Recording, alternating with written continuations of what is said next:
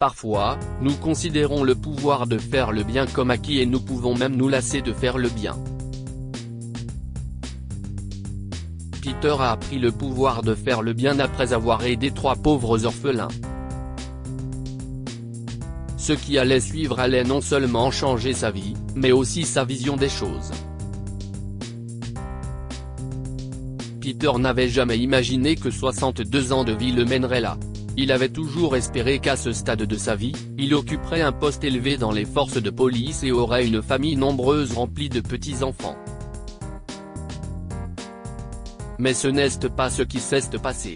Peter était un petit agent de sécurité au parc d'attractions local. Il n'avait pas d'enfants mais ironiquement, son travail lui permettait de veiller sur les enfants des autres et d'oser rêver et imaginer ce qui aurait pu être une vie de famille.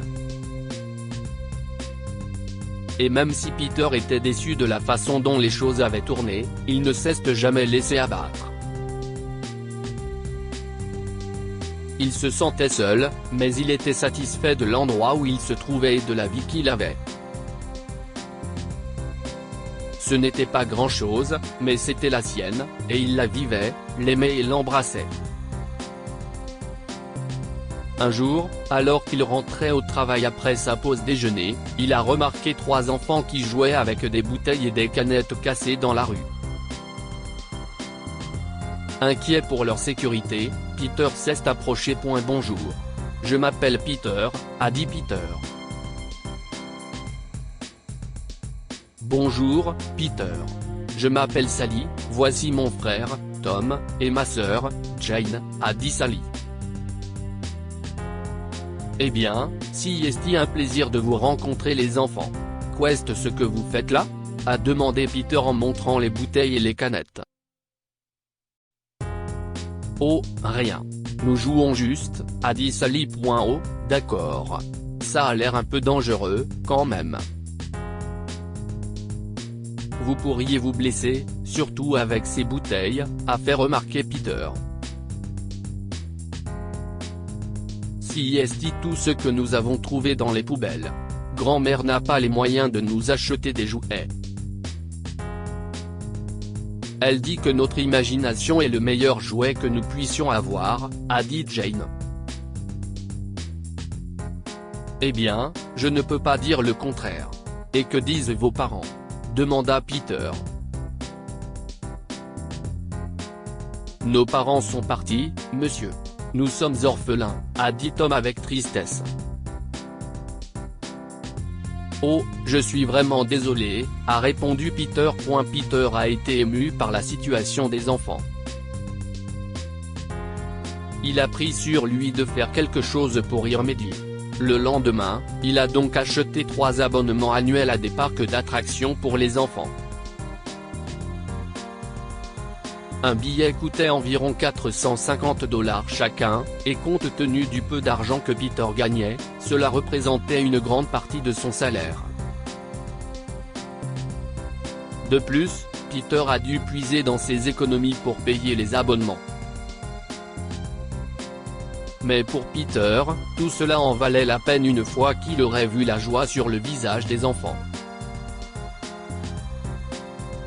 Plus tard dans la journée, Peter a donné aux enfants leur laissez-passer et il va sans dire qu'il était fou de joie. Ils ont remercié Peter et lui ont été extrêmement reconnaissants. Au cours des 2 mois qui ont suivi, les enfants sont souvent venus au parc, et Peter était très heureux de savoir qu'il n'avait plus à jouer avec les ordures dans la rue.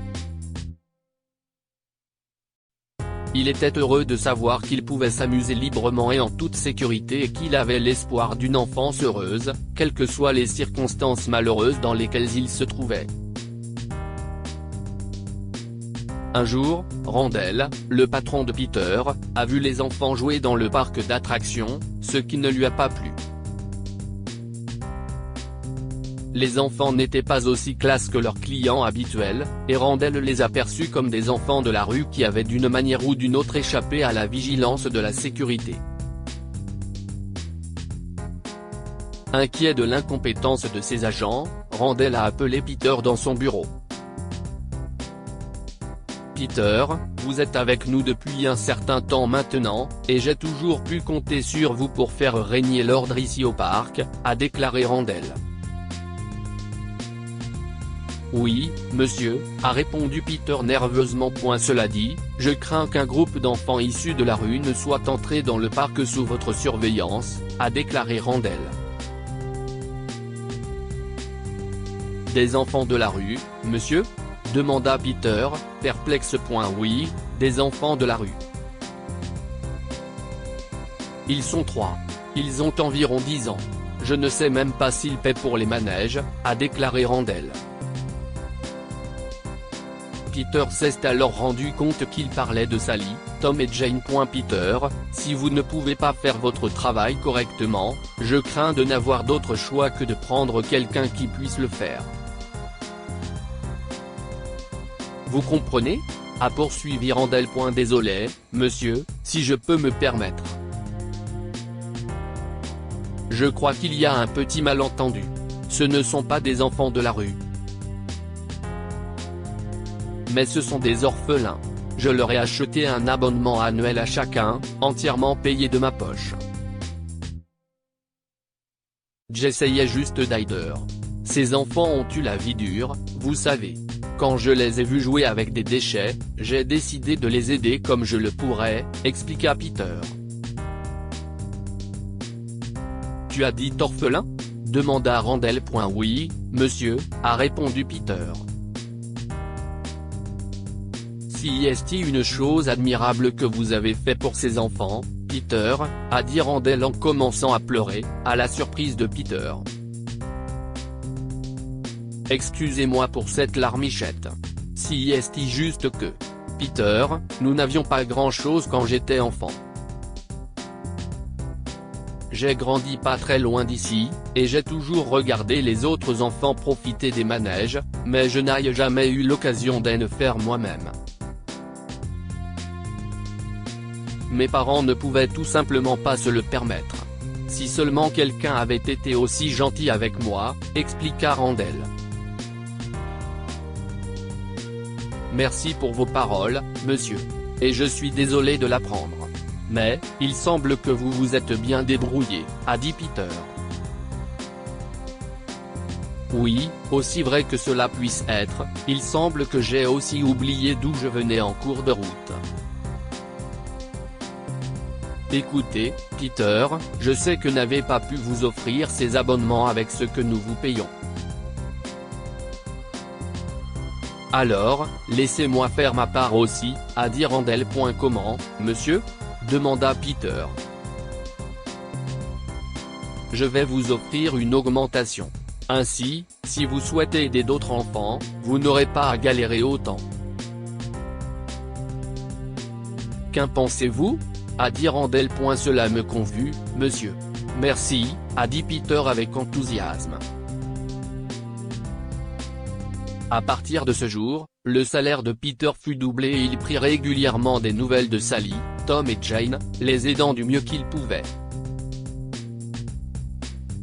Parfois, il se joignait même à eux pour s'amuser. Que pouvons-nous apprendre de cette histoire ? Faites le bien, et vous serez récompensés. Même si Peter n'a pas aidé les enfants pour être récompensé, son acte de gentillesse n'est pas passé inaperçu et a fini par lui faire du bien. Ne jugez pas un livre à sa couverture. Randall avait injustement jugé les enfants avec lesquels il avait plus de points communs qu'il ne le pensait. Cela lui a rappelé ses propres débuts modestes. Partagez cette histoire avec vos amis. Elle pourrait égayer leur journée et les inspirer. Lire aussi, le concierge d'un parc trouve une petite fille abandonnée dans une allée. Des années plus tard, toute la ville se met à le rechercher.